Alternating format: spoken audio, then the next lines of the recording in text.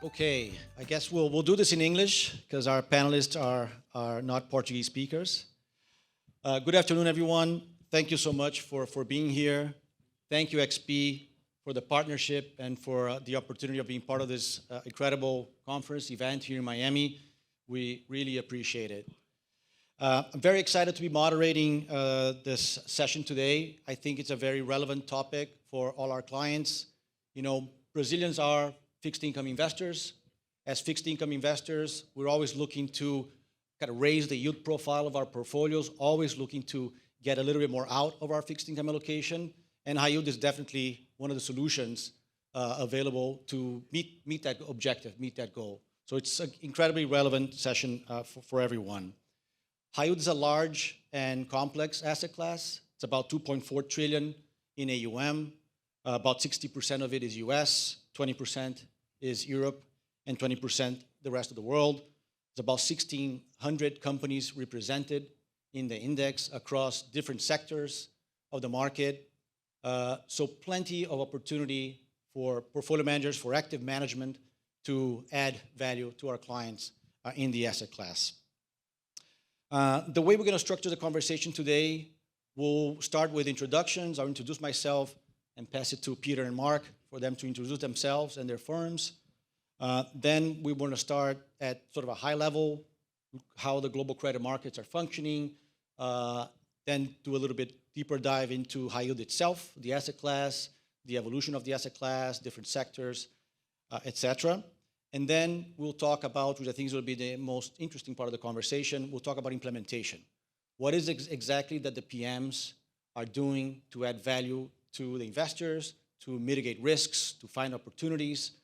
And we'll get into what's going on today, you know, the latest news of the market that have added a lot of volatility to the markets. We will touch on that as well and how active management is trying to add value there. So that's kind of the structure of the conversation today. Hopefully this is insightful, helpful. We would love to also, you know, we can hang back after the presentation to ask any other questions. But very excited to be hosting this presentation. So quick introduction. Myself, Marcelo Pasquati. I'm an account manager with the Latin American team here at PIMCO in Miami. I've been with PIMCO for 11 years and in the market for many, many years. Always covering clients, wealth and institutional clients across LATAM and US offshore. PIMCO, as most of you know, we're a global asset manager. We were founded back in 1971 to do active management in fixed income. So our DNA at PIMCO is really at fixed income. But over the years, you know, we grew the business, the company evolved, and currently, you know, we do offer solutions across the investment spectrum: equity, fixed income, credit, alternative credit, real estate, hedge funds, across the opportunity set for our clients. Currently, we're managing $2.3 trillion, which makes us one of the largest asset managers out there. So with that, I'll pass it over to Peter and then Mark for them to introduce themselves and talk a little bit about their company. Sure. Thank you for having me. I'm Pete Vecchio. I am one of the senior high-yield PMs at BNP. I've been at AXA, now BNP, for 20 years now. As I mentioned, I'm one of the senior PMs. I focus on our short-duration strategy, but our team itself, we manage over 14 billion in high-yield assets. That encompasses, as I mentioned, short duration. We have a core product. We have something called Dynamic, which we'll kind of get into. So a full range of high-yield products. And as I mentioned, I've been there for almost 20 years now. So turn it over to you. Great. And thanks for having us and hosting us today. So I'm Mark Benbow. I manage the Aegon Global High Yield Funds. We manage about 7.5 billion on the Global High Yield platform. And that is a variety of different mandates. So some all maturity, some more kind of short duration in nature. And I've been with the business for the last 11 years and been managing the high yield portfolios for the last 8 years. Great. Well, thank you for that. So let's dive right into, like I said, we'll start maybe higher level, and then we'll start digging deeper into high yield. So maybe I'll start with you, Peter, and then Mark, you can add comments as well. But starting at a higher level, tell us a little bit about the global credit markets. How are they functioning these days? Perhaps, you know, the corporate balance sheets, how are they looking like these days? Is there anything that should be worrying about? So sort of higher level. Yeah, so I think that in today's market, you really have to differentiate what you're looking at within leveraged finance. If you're looking at the high yield market is in a relatively good position. I mean, corporate balance sheets are very strong. Companies have pushed out their maturity profile. Credit metrics are strong, low leverage, high interest coverage. So things are looking good for the high yield market in general. The default rate remains extremely low. It's about 1.2%. That's well below the historical average around 3%. But other parts of leveraged finance certainly are starting to see, I would say, more cracks. You've been seeing all the headlines when it comes to the leveraged loan space and private credit and the BDCs. There certainly are risks, but you're not seeing them originate from the high yield market. Instead, we're seeing these cracks kind of start to spread from other parts of leveraged finance. So I think that's going to be a discussion that we kind of get into today, that from a relative perspective, the high yield market is in a much better place. And now that we are starting to see some volatility, valuations are also starting to improve, which I think for us is a lot more opportunities. Yeah, we'll definitely get into that because that's going to be interesting. Mark, anything to add to those comments? I guess the high yield marketplace has kind of become, reasonably well established. The history of it is, the US high yield market kind of started in the late 1980s. The European high yield market started kind of in the early 2000s. And like every kind of asset class, it's gone through a number of different challenges. And whether those are structural challenges with regards to kind of corporate balance sheets, or whether those are maybe liquidity challenges. And obviously, private credit's now going to go through its liquidity challenge, it seems like, over the next kind of 1 or 2 years. But as the asset class has generally evolved, it's generally gone higher in credit quality. I mean, if we were having this conversation during, 07, 08, I'd probably tell you 70% of the asset class is single B or lower. Today, almost 70% of the asset class is now double B. And that's one of the challenges of, one of the big pushbacks we get in high yield is, all sounds great, but credit spreads are really tight, which they are. I don't think that's controversial to say that, but something to bear in mind is as the asset class has evolved, it's generally gone higher in credit quality. You've generally seen an upward migration in credit metrics, certainly credit ratings. And to Peter's point, corporate balance sheets are as good as they've really ever been right now. Whether you look at kind of leverage metrics or interest coverage ratios, it's not to say there's not problems within certain sectors and certain pockets of high yield. It's hard to generalize everything, but I think overall, from a fundamental perspective, I think high yield's in a pretty decent place. Right, and given sort of the macro scenario, specifically, how should one think about balancing interest rate risks today and credit risk broadly across high yield and across credit broadly? Maybe we'll start with you. Yeah, I suppose the first thing to say is, interest rate risk and high yield's an interesting concept. I suppose every bond has a published duration, but not every bond has duration sensitivity. If you think about your, 7-year low cash price CCC, it might have a published duration, but clearly it doesn't move, when interest rate markets move. Or on the flip side, you could have a bond which has a very low duration in maybe the real estate sector, which obviously is very interest rate sensitive. So you actually have a bit more interest rate sensitivity than maybe what the published duration says. On the interest rate side, we're actually now at the lowest ever duration we've been in for high yield at an asset class level. We're now at 3 years of duration. It's never been below 3 years. We might get there. There's a number of different reasons for that. One of the big reasons is, if you're a CFO, corporate treasurer, why would you term out your risk when certainly nominal yields are pretty high by historic standards? You may as well just issue a short-dated bond, and if yields stay elevated, well, that's fine. We'll just issue another one. And if they come down, well, great. You've not locked in that debt for kind of 5 to 10 years. So for the most part, on the interest rate side, the asset class just doesn't have, I guess, a huge amount of interest rate sensitivity for the most part, which I think is actually a really good thing. I think something we all learned in 2022 is actually lots of asset classes have duration sensitivity. I think we all think in this kind of risk spectrum of, well, risk-free assets are down on the left. They've not got much credit risk, therefore I can hide out down there. And if I'm feeling really bullish, I can maybe go up to the other end of the risk spectrum on equities. And then I think what we all found out is both of those are interest rate sensitive, right? We kind of knew, risk-free assets are duration sensitive already, but I guess we kind of learned the hard way, or equity investors did, that a rising cost of capital is not good for the present value of future cash flows. So actually, you need to do something different when you move up and down the risk spectrum from an interest rate perspective, and I guess high yield offers something different. It doesn't give you that interest rate sensitivity. Maybe you want it, and if you want it, clearly high yield's not the asset class for that. But if you're looking to diversify away your risk a little bit differently and set up kind of slightly different correlations, then high yield's a nice asset class, at least for not having that interest rate sensitivity. So it's a very credit-focused asset class, and the duration sensitivity, while it's there, it's probably the lowest contribution to the overall risk than it's probably ever been right now. Understood. So the main risk factor is credit, obviously, spread. Anything to add there? Yeah, no, I was basically going to say the same thing. I would agree. I mean, from our view, when you invest in high yield, it should be credit risk first. You need to get your credit selection right, and that is going to be your drivers of returns over the longer term. There's not a lot of interest rate risk, and it's probably even overstated. And as you mentioned, right, we're at basically the lowest duration we've ever seen in the high yield market. So I think credit risk should always be first in your mind, and that is what you manage first. And then the interest rate obviously comes into play, right? You do need to factor that in, but it's going to be secondary to the credit selection process. Okay, that's very helpful.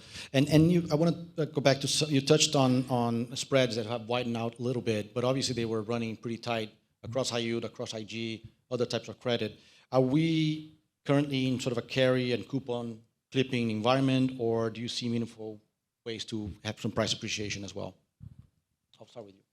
Sure. Yeah, I think that for the most part, this is a clip the coupon carry type of environment, although we're starting to see pockets where you can start to see some price appreciation. Obviously one of the big hot topics has been the AI disruptions, the software sector, how that's flowed into insurance brokers, services, financial firms.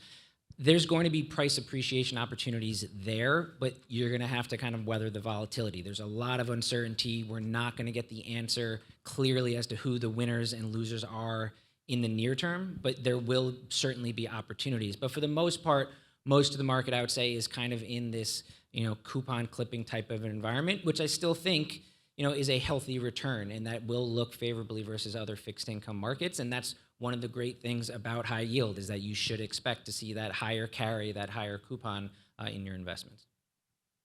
And you're earning about 300 bips over treasuries, right, these days? So is that like you said, is that the all-time lows? Is that relatively attractive? What do you see when you look at spreads? I mean, we have a long way to go at this point before we kind of get to that all-time low, but we're not all that far off. I mean, it's still tight, I would say, from a historical perspective. From our viewpoint, though, spread is not the main determinant of our investments. We're more focused on yield, and what you traditionally see in the high-yield market is that during periods of volatility, yield buyers will step in before spread buyers do.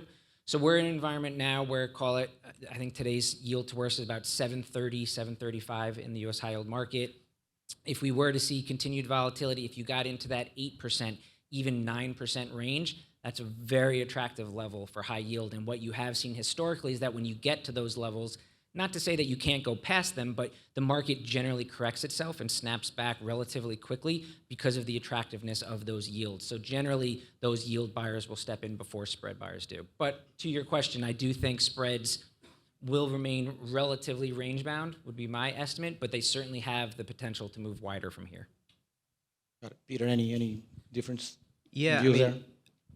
To Peter's point, I think people look far too much at spreads than perhaps they should do. Your total return is led by the all-in yield more than the spread.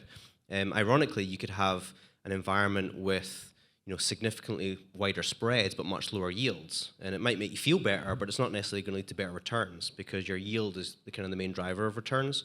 And on that kind of yield point, while spreads are obviously tight by historic standards, if you look at the asset class in either nominal yield terms or real yield terms, it's actually above long-term averages. And if we do go back to kind of like the all-time tights in spread, they were around 2005, 2007. There's I guess a couple things to say is, one is, the market can stay tight for extended periods. But when you eventually do get that kind of spread widening, over the long term, your price-led return is actually a very small piece of your overall return. It's actually negative. If you take back the asset class to the inception date of the index, which is in the late 90s, actually over 100% of your return comes from income. You actually lose a little bit on price because obviously there's some defaults, and yeah, sure, some bonds get called above par, but then there's a few bonds that don't quite make par. So over the long term, you actually make nothing from price, and you make all your return from income. And then as you think about, well, how much, if I'm going to wait, I'm going to wait for spreads to widen regardless. If you think back to that kind of 7.5% number that Peter mentioned on kind of yield, and you divide that by the duration, which is obviously 3, so you take 7.5 over 3, that gives you a number which is 2.5. That 2.5 number is what's known as the break even. And what that means is you can afford yields to rise by 2.5% before you start incurring losses. So, to Peter's point, there probably is some yield buyers that step in maybe at 8 or 8.5 or 9%. But even if they didn't, if we were to come back a year from now and we said, hey, remember we were here in 2026, we're now in 2027, and yeah, yields rose by 2.5%, you'd have made a return of 0. So you can afford yields to rise to 10% before you start actually incurring losses. And I think that shows you the power of the income and the power of the carry. So yeah, obviously people are welcome to kind of wait for spreads to widen, but don't forget that, while you're waiting, there's a lot of income that accrues to the asset class, which really insulates it as well. And I want to go back to a point that you mentioned in the beginning, which is the evolution of the asset class. Currently, high yield is average credit quality is superior than it was in the past. Wouldn't that mean a tighter spread versus history anyway? What is the right level, I guess, that considering the higher quality status of the asset class that you think is reasonable? Yeah. It's a hard question to answer, I guess, kind of at an index level. But you're right, you have to adjust the asset class for credit quality. I guess if you take your implied default is your current credit spread divided by 1 minus your recovery rate. And that is implying actually quite a lot of defaults, which I think is pretty hard for it to materialize. I guess one thing about high yield right now is everyone is waiting for wider credit spreads, and we do a lot of client meetings and everyone says, I'll buy when spreads are wider. Whether they do or not, I don't know. But I've been saying that for a long time. Yeah, and usually when spreads are wide, they go, yeah, but now I don't like the fundamentals, and it's always fundamentals or valuations that kind of allocators kind of flick between the two of them. So, but one thing I would say is there will be a lot of probably money pouring in when spreads widen because people are prepared this time for this spread widening event, which might in and of itself mean you don't get it, right? Because usually spreads widen when something unexpected happens. And everyone's kind of prepared for it. So it's hard to come up with a kind of an overall spread level for the index. We're probably still 1 standard deviation tight, even if you were to adjust it for the credit quality. But again, looking at the valuation from a purely spread perspective, I kind of come back to that point I made on, you might, if spreads were to go wider, but the yield was to come down, would you prefer that? Because most people say, yeah, I prefer it. Spreads are wider, it makes me feel better. But if the all-in yield has come down, it's not actually going to lead to better returns for you, even though you feel better about it. I think the clients here probably like the nominal yield, like the real yield versus the spread. And you think about that kind of real yield. If you look at, I've not looked at it in the last couple of weeks actually, but if you think about kind of 5-year forward inflation expectations, they're probably around 2.5%, something like that. They were about 2%. It's probably a little bit higher now. And so you've got this kind of 5% real yield. And the asset class historically gives you 4 to 4.5% real yield. So you're a little bit above your kind of, historical real yield number. Yeah. And for me, that's a better predictor of future returns and spreads. That's typically what I tend to focus on when I think about value within the asset class, as opposed to what's the right spread number for the index. Got it. Thank you. And Peter, I want to go back to something that you mentioned. You brought up the AI-related CapEx. Is that changing the opportunity set in high yield? How are you taking advantage of that? Yeah, so it hasn't changed a lot, I would say, of the landscape within high yield. If you look at basically the data center providers that are issuing these new deals, it's still relatively small in the market. It's less than 1% of the overall high yield index are these new data centers, but it's starting to grow. It's definitely becoming more frequent. I have to say, we're not a huge fan of it. I think it's a very poor risk-return profile. If you look at the specifics of these contracts, of these lease terms that they have with the hyperscalers, there are so many outs, and they are related to temperature and humidity and days of or hours of outages. There's so many outs that you just feel like you're waiting for that foot to drop and that there would be a potential downside there. So from our perspective, it's not a great opportunity set. It is growing. It is a higher cost of capital to these companies, but most of the CapEx spend that we're seeing is still predominantly in investment grade land, and that's where it'll continue to be. Got it. Thank you. So maybe, some people talk about in high yield about a maturity wall. I don't think it's something happening this year, but by 2027, 2029, looks like there's 700 billion of sort of loans that need to be refinanced.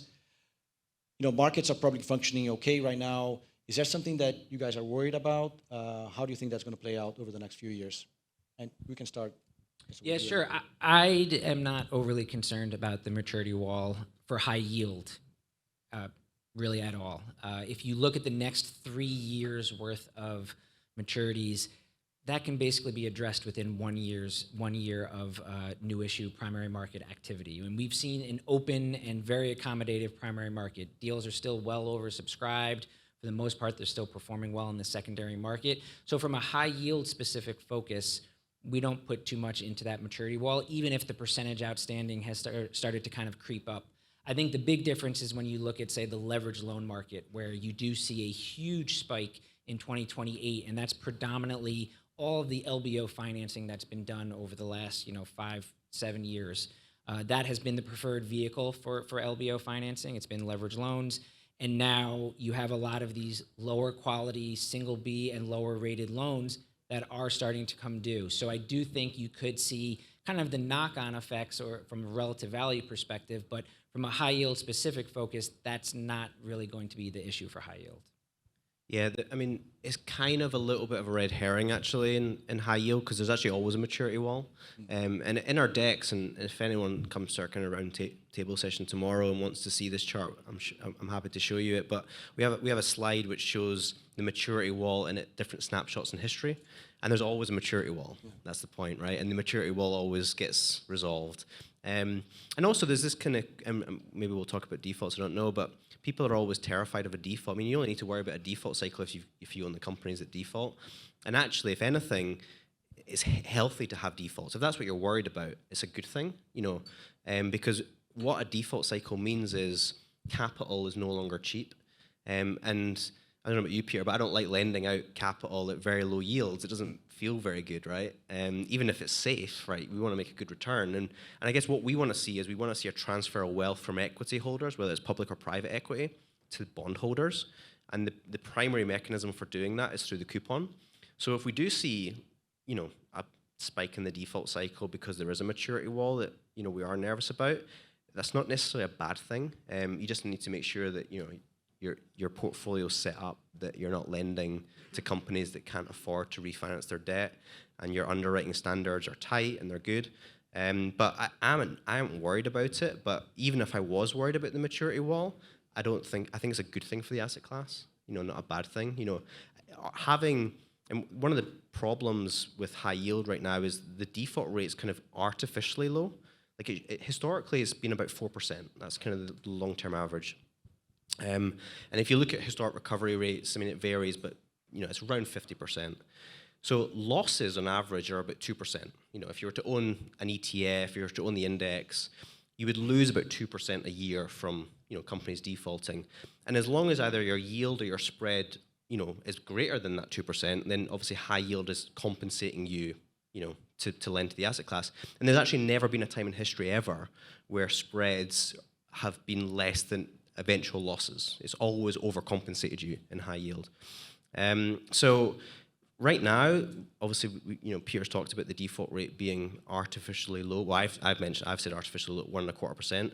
There's a number of things that could cause it to rise. I don't think it's the maturity wall. I think it's probably private credit and the influx of capital away from private credit back into public credit again. And then the public market's going, I don't fancy lending to those companies anymore. That's probably what's more likely to happen. So I think that's probably going to spike the default rate more than the maturity wall. But all of these things are good things ultimately. Yeah, no, that's an interesting point that you bring up on the private credit side and how that can spill over to high yield. And we'll get to that. But before that, you also mentioned ETF. So two questions there. One is sort of active, the good, age-old active versus passive. The question there is, can you share a couple of things that you do on the active side to actually add value to clients? And then related question, do ETF flows stabilize or amplify volatility in the high yield market in general? Maybe we can start. Sure. ETFs, in our view, are a lot of noise. They definitely amplify the volumes, the volatility. They're credit agnostic, right? They're not, really doing the credit work. They're buying and selling based on liquidity needs. I do think that creates opportunities for us. I mean, we obviously know what the ETFs are holding. We can see their flows. We can see what they're buying and selling. So when we have overlapping positions and they're indiscriminate sellers, we look to take advantage of that. So I think that the ETFs, they're still a relatively small percentage of the market, but probably create an outsized amount of volatility for their percentage of AUM. And then when it comes to the active versus passive, I mean, I do think the ETFs do a good job when the market is moving in one direction. When it's going up every day, the ETFs do actually a great job of kind of keeping pace. But if you get into an environment like we are today, where there is dispersion, there is volatility, and that is expected to continue, that is the real benefit of active management, right? Is doing the credit research, doing the credit selection process, finding the winners and the losers. And I think kind of going back to the AI disruption risk, that's a great example where there's going to be losers, but there's also going to be some winners. And what we've seen thus far in the market is more indiscriminate selling, kind of throwing the baby out with the bathwater, and the whole sector has gone down. That's not going to continue indefinitely. There are going to be winners, and it's going to be our job to find them. Yeah, I mean, obviously we're active managers, so we've got a vested interest. But if you think about like the benchmark in high yield, it's constructed on debt outstanding. So the more money you borrow as a corporate, the bigger you become in the index. You've not earned that, right? It's not like an equity index, which is market cap weighted, so it rewards winners, it punishes losers. And high yield is kind of the opposite, right? You're doing a bad job, you're having to lever up your balance sheet, you get rewarded with a bigger share of the index. So I guess like the ETF does a number of things, I think, badly. One is it passively exposes you to the sectors which are leveraging up, and it starts to give you a smaller allocation to those corporates that are actually deleveraging their balance sheets, which is not a good thing. And then, again, we have this chart in our deck, but as the ETF tries to replicate the benchmark, obviously it has its own trading costs, and it tends to overtrade a little bit. It's recalibrated every month. And if you were to look at like an S&P 500 ETF, it tracks the S&P 500 perfectly. And, hey, over the long term, a lot of passive funds have done a great job versus active managers. And not only that, they have lower fees. And so I'm not a person that is saying all passive is bad. But in high yields, over the last 15 years, the ETF has actually underperformed the benchmark by 50%, like 5-0. That's a huge number for an ETF to underperform its benchmark, which it's trying to replicate. And so I guess the ETF overtrades. It gives you exposure to worse companies. It owns every default. And there's not actually any cheap ETFs in high yield. I think most of them are kind of 40 to 50 basis points as well. So yeah, I think the ETF is not a good instrument for high yield in particular, because it's got a number of biases, which I guess the active manager can, and if we are going to see that default cycle, I guess a good active manager is going to hopefully avoid the defaults. Your ETF is going to own them all. Yeah, that's a good point. No, thank you for that. And kind of related to it, but and I think I know the answer. But how do you guys use the credit rating agencies at all? Do you do your own thing and ignore them, or it's part of the process? How does that relevant? I guess. Yeah, I mean, I guess the rating agencies have done a pretty poor job historically. I mean, they're there as a guide. There's a guide to show you what the credit worthiness is of an underlying company or instrument. Typically, spreads move ahead of the rating anyway. So when you eventually get the ratings upgrade or the ratings downgrade, the market's kind of already pricing it in. Actually, ironically, you tend to see a little bit of a sell-off when companies go from double B to triple B, right? Because you've got the old high yield managers selling out as the upgrade kind of takes place, and so there's an element of it's not brilliant. We tend to underwrite our own credits anyway. We can give you a breakdown of the portfolio by credit rating, but ultimately, because the pace of the upgrades tends to be quite slow. There does tend to be a little bit of a lag between spreads moving and the underlying rating agency. So we try and just stay ahead of the curve and try and underwrite those credits. And we've got lots of single Bs that are more like double Bs and kind of trade like double Bs. And we've got lots of double Bs that are trading more like single Bs. And we kind of know they're single Bs, but the rating agencies just haven't downgraded them yet. So they're there as a guide. They're okay. Something that is interesting, and this is more of a European phenomena than a kind of US one, is the growth of the non-rated part of the market. So if you were to include the non-rated part of European high yield in the index, it would be about 25%. So it's big, and it's growing quite quickly. And that's just, again, another sign that the market's becoming more established. Historically, a manager either couldn't because his prospectus doesn't allow him to own non-rated, or he just wouldn't want to because he wants to sit in front of a client and say, I've lost your capital on a non-rated bit of paper. So the non-rated part of the market was always something that was kind of shunned historically. But now you're even starting to see very large corporates issue bonds into the non-rated space where they go, you know what, we're pretty well established now. Our investors know us. We've maybe got bonds at various different layers in the capital structure. And we don't need every one of them to be rated. So we're seeing more and more companies now issue non-rated paper as well. So, and I guess that's another sign of saying, the rating agencies serve a purpose, but it's only to an extent. Yeah, and I would agree with that. It's one of many inputs into our process. And I think from our perspective, the biggest issue that we've had over time with the agencies is that they put too much emphasis on recovery in a default scenario and less of an emphasis on probability of a default scenario.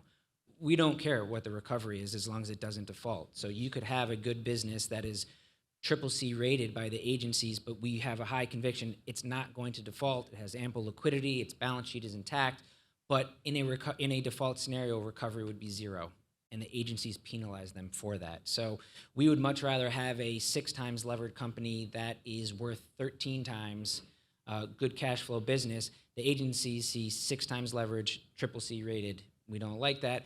Or you could have, from an agency perspective, an asset-heavy business that because of those assets would have a high recovery in a default scenario, but it's not a very good business. And the likelihood of default is actually greater. We think that's backwards. Yeah, and they kind of, this is a big generalization, but your typical double B is probably 3 to 4 times levered.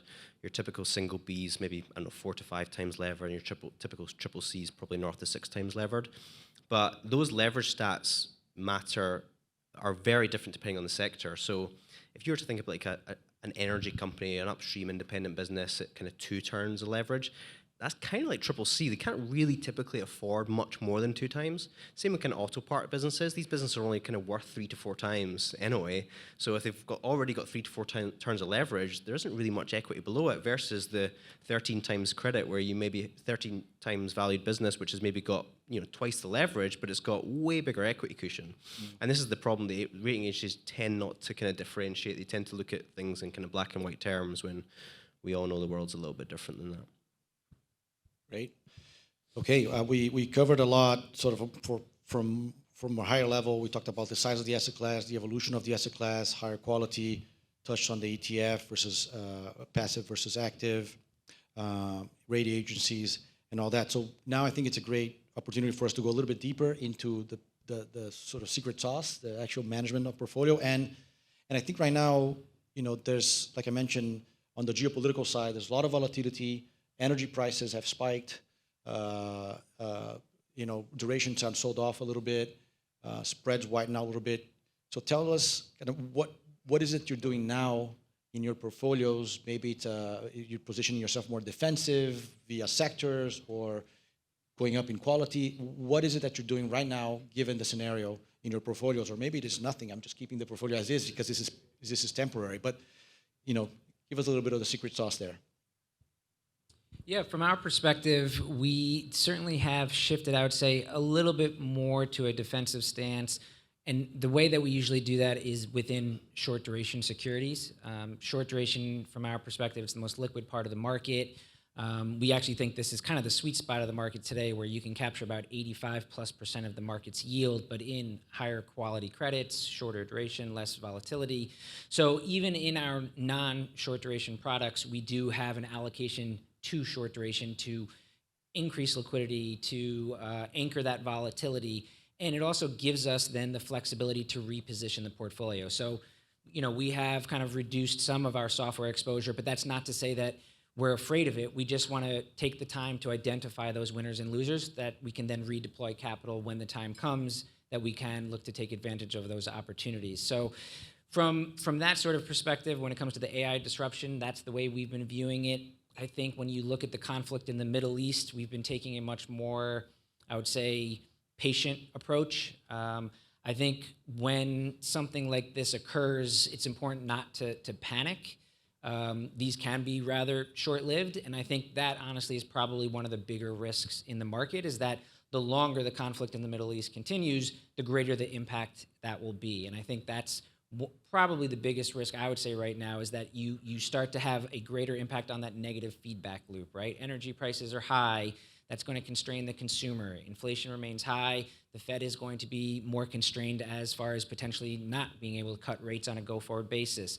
How does higher rates are going to have a higher cost of capital for companies? Could that impact their balance sheets and lead to more defaults? So the longer it goes, the greater that feedback loop becomes. And I think it's to be determined. I mean, no one knows the exact answer, but that is kind of the thing that we've been monitoring. And then over time, that could lead to more dramatic repositioning. Yeah. You're trying to raise a little more cash in the portfolios right now, or not really? I mean, when you pay us to manage your high yield assets, we want to be invested in high yield. So, I mean, when we move our cash balances higher, it could go from 3 to 5%, or in more dramatic scenarios, 5 to 7%. But we don't want to sit in cash. We can find other places to hide out, so to speak. And our view is that you can be paid to wait, you can be paid to hide in short duration. Yeah. And Mark, anything you're doing in your portfolio to sort of deal with the more recent volatility? Yeah, I mean, I guess there's a kind of a misconception in the market that, higher quality paper is the way to make your portfolio defensive, and quite simply, it's just not true. I mean, if we think again back to kind of 2022, and, we all had a crystal ball in January of that year, and I was going to tell you everything that went wrong that year, whether it was, a war in Russia, Ukraine, whether it was equity markets cratering, whether it was the cost of capital going up, whether it was central banks moving from QE to QT, and the list can go on. And I told you all these things in January 1st and said, based on that information, do you want to own a AAA, a triple B, or a triple C portfolio? Most people will go, well, give me AAA, like that's the higher quality one. It comes back to the point we're saying is, actually, AAA carries all that interest rate risk, Triple C's got credit risk, but it's not got interest rate risk. And actually, the answer is Triple C done the best, then it was Triple B, and then AAA was the worst. AAA was down about 20% in 2022. So for us, in terms of insulating the portfolio, much like Peter, we want to stay really short, and we only have about 2 years of duration. The nice thing about high yield is there's no such thing as a value trap.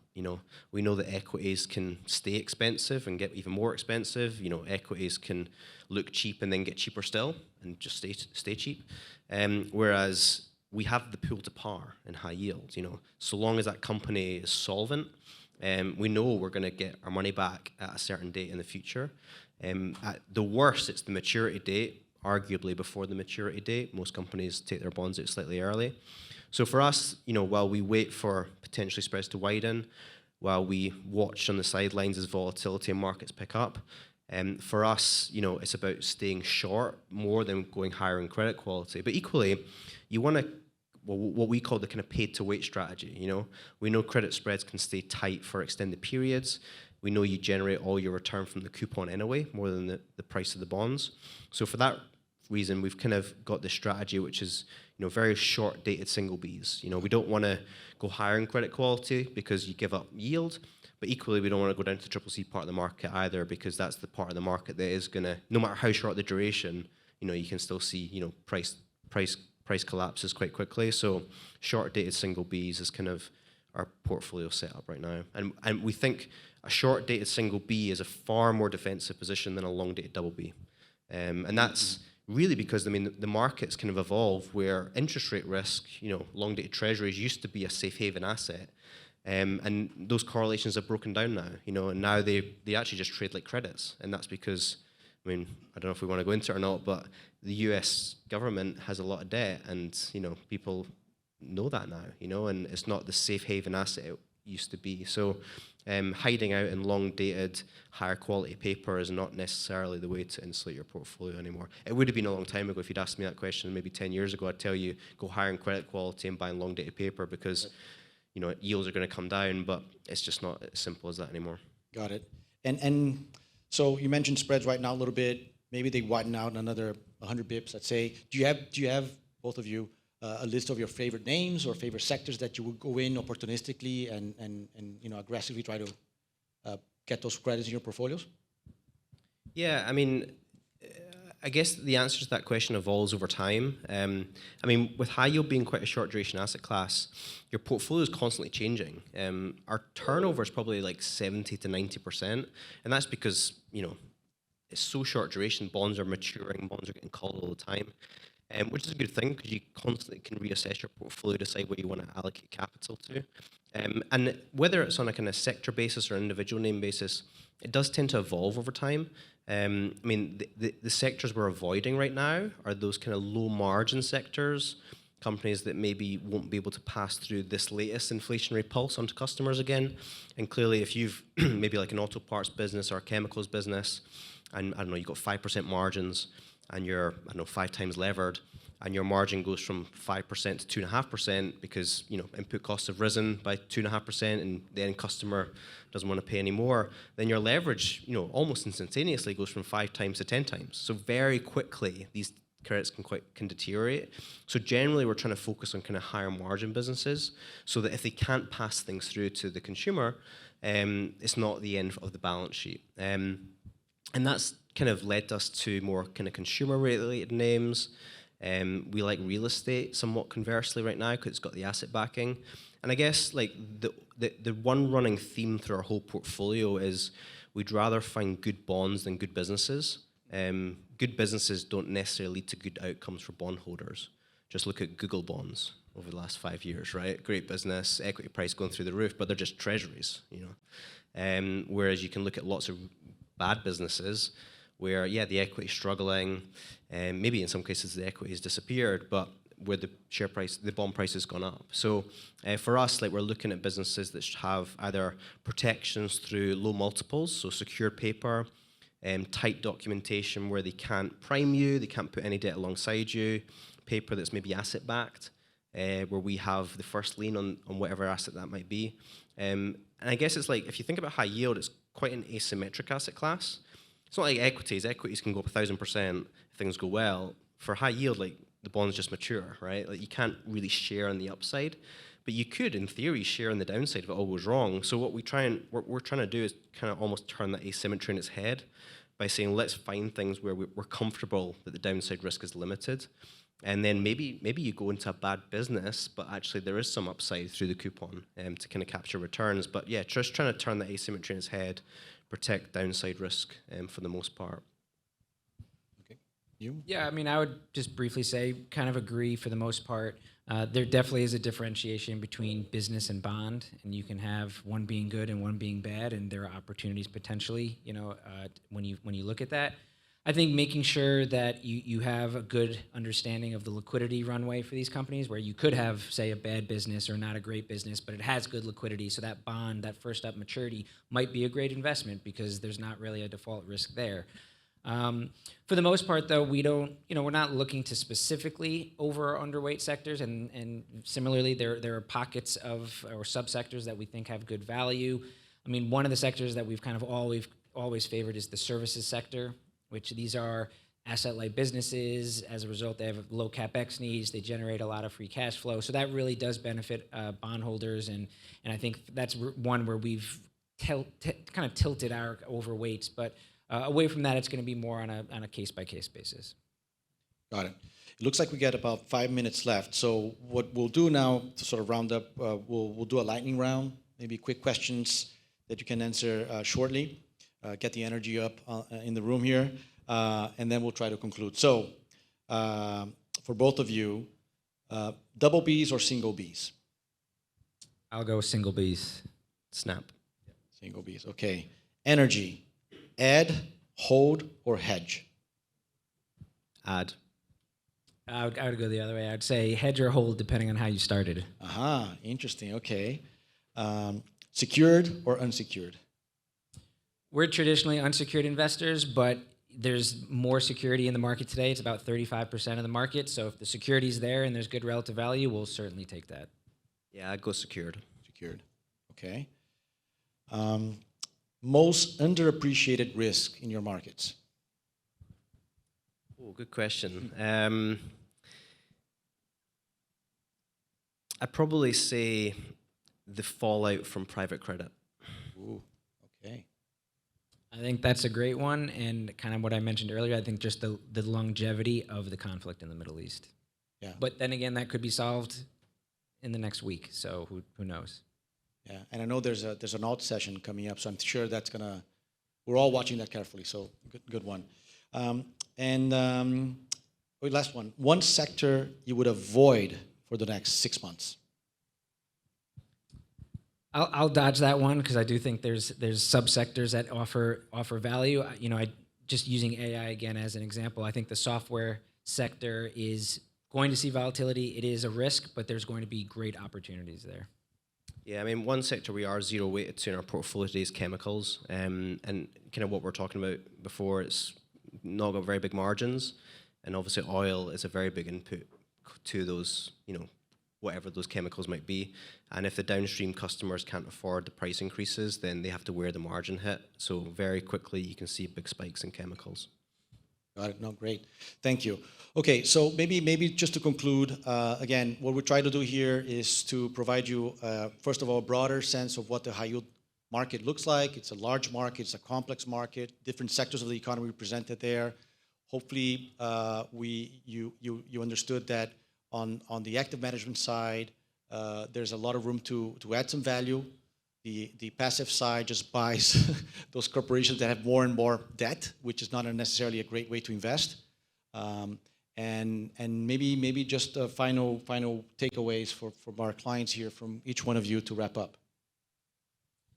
Yeah, I would say that it's important to differentiate the high yield market today versus what may have been preconceived notions. This is not the junk bond market. This is a large, well-diversified, more mature market. As we've talked about, the credit quality in the market is the highest it's ever been. And while there are a lot of risks today that have certainly popped up very recently, the high yield market is in a much better relative position than the rest of leveraged finance. So I think on a go-forward basis, we are starting to see higher yields. We are starting to see some wider spreads. I think that is going to be a good opportunity. There are definitely those risks, looking at private credit and leveraged loans, and that could certainly flow through to the high yield market. But I think that, again, relatively speaking, high yield's in a good position, and why we still remain, so I would say, so optimistic on the market. Yeah, I mean, I guess the case for the asset class is you get similar returns to equities over the long term, but a fraction of the volatility. And I guess the big difference is high yield gives you the certainty of income, whereas equities are led by the uncertainty of price. And while probably all asset classes, or most asset classes are expensive by historic standards, outsourcing the future return to price, which relies on other people forcing the price up, is risky. Whereas if you outsource the return to income, which is contractual, then having that certainty in a world of uncertainty, I think is probably worth a lot more now than it has been at any point in the recent past. Well, thank you, both of you, for a very insightful panel. I really enjoyed here. Hopefully everyone found this useful and insightful. And I'm going to be, I know you don't want to talk to me, but I'll be here. Both Peter and Mark will also hang out. We can answer any other questions that you might have. Thank you so much again.